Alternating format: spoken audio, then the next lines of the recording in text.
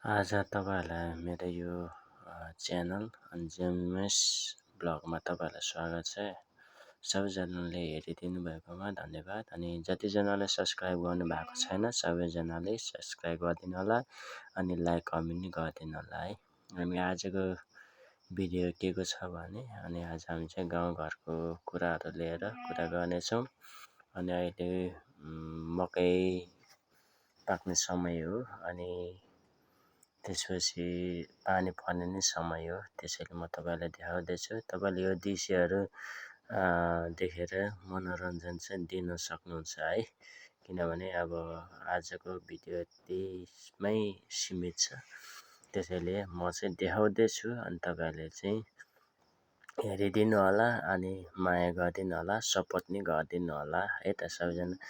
अनि सबैजनाले मेरो च्यानललाई चाहिँ सब्सक्राइब गरिदिनु होला। अनि आज मेरो चाहिँ यो चाहिँ बारीको कुराहरू छ है। बारीमा चाहिँ मैले चाहिँ भिडियो खिचेर ल्याएको छु। के कस्तो हुन्छ तपाईँहरूले चाहिँ प्रतिक्रियाहरू दिनु होला, सबैजनाले हेरिदिनु होला है त। अनि मैले चाहिँ यो बारीको खिच्दैछु अनि फुलहरू अनि घाँसहरूको कुराहरू छ। अनि त्यसपछि मैले डाँडाकाँडाको कुराहरू पनि छ है त। मैले अनि अरू भन्दा नि आकाशमा के कस्तो उहरू लागिरहेको छ होइन, त्यसमा नि मैले गर्दैछु अनि तपाईँहरूले हेर्न सक्नुहुन्छ। अनि मैले पानी कसरी ल्याउँदो रहेछ, कसरी बारीमा चाहिँ पानी कसरी हाल्दो रहेछ भने मैले तपाईँलाई देखाउँदैछु। यो चाहिँ मैले धान उमारेको है, यसमा चाहिँ बिउ राखेको थियो। मैले सरसर तपाईँहरूलाई देखाउँदैछु अनि तपाईँले हेरिदिनु होला। जे होस् यसपालि चाहिँ त्यति बिउ नराम्रो भए पनि तपाईँलाई म देखाउँदैछु। सबैजनाले माया गरिदिनु होला। अनि तपाईँहरूलाई पछि आली लाएको भिडियोहरू नि आउँदैछ है त। तपाईँहरूले प्रतीक्षा गरिदिनु होला। अनि यो चाहिँ मेरो जग्गा जमिनहरू हो। अनि माथि हाम्रो चर्च अनि भवन भनौँ। अनि त्यो भवनमा चाहिँ कार्यक्रम हुन्छ कहिलेकाहीँ। अनि यो मैले चाहिँ चर्चको तलपट्टि चाहिँ फुलहरू थियो, फुलहरू चाहिँ मैले देखेको थिएँ। त्यसैले मैले चाहिँ भिडियो खिच्दैछु। तपाईँले हेरिदिनु होला, सपोर्ट गरिदिनु होला। अब यस्तै हो जिन्दगी, के गर्नु। अब माया गरिदिनु होला, सबै युट्युबरहरूलाई सब्सक्राइब गरिदिनु होला अनि माया गरिदिनु होला। अनि अब अरू त केही भन्दा हुँदैन, भए पनि अब यो अलिअलि ट्राई मात्रै गरिदिएको हो मैले। तपाईँहरूले सपोर्ट गर्न सक्नुहुन्छ है त। अब यतिकै हो, अब अरू के भन्छ र।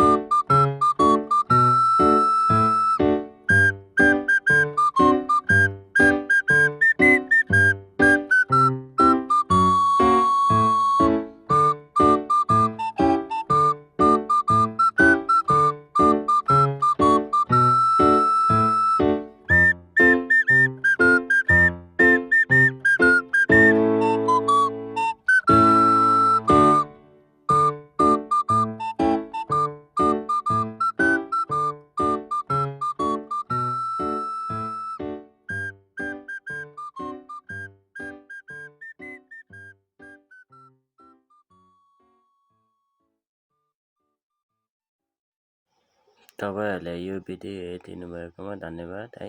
अनि मैले चाहिँ बिचमा म्युजिक गरेको थिएँ, त्यसमा चाहिँ तपाईँहरूले चाहिँ मनोरञ्जन दिनुभयो, त्यसको लागि धेरै धन्यवाद।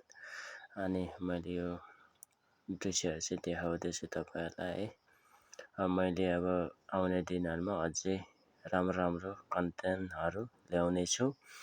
अनि मैले के गर्छु, मैले के खान्छु, सबै कुराहरू तपाईँलाई भिडियो मार्फत नै म तपाईँलाई देखाउनेछु पछि है त। अनि तपाईँहरूले यो मेरो बारीको सिन हो होइन, यो बारी चाहिँ मेरो चाहिँ यहाँ गएरदेखि चाहिँ वहीँ परसम्म छ, लगभग 5-6 कट्ठाकै हिसाबमा छ होइन। त्यसैले अब चाहिँ मकैको पालो सिद्धियो, अब धानको पालो बाँकी छ। अब मैले आली लाउनु पर्ने हुन्छ, अनि खेताला लाउनु पर्ने हुन्छ। अनि त्यसपछि ट्र्याक्टर लाएर जोतेर धान रोप्ने कुरा हुन्छ। त्यसैले तपाईँहरूले हेरिदिनु होला, माया गरिदिनु होला। तपाईँहरूले त्यो अघि देख्नुभयो होला, त्यो पछाडि भएको हो, त्यो पछाडिबाट खिचेको, यो चाहिँ मैले अगाडिबाट खिचेको छु है त। यो चाहिँ हाम्रो हो, कुलो हो, कुलोबाट चाहिँ पानी लाग्छ सबै कुरा। हाम्रो चाहिँ कति बाली हुन्छ भने 3-4 बाली चाहिँ हुन्छ है, वर्षेनी 3-4 बाली हुन्छ। अब अर्को बारी पनि छ, अर्को बारीमा चाहिँ मैले के गर्ने सोच गरेको छु नि, तनेबोरीहरू लाउने चाहिँ सोच गरिरहेको छु। अनि यसमा चाहिँ घरको पातामा चाहिँ मैले चाहिँ जस्ट धान रोप्ने योजना गरिरहेको छु है त।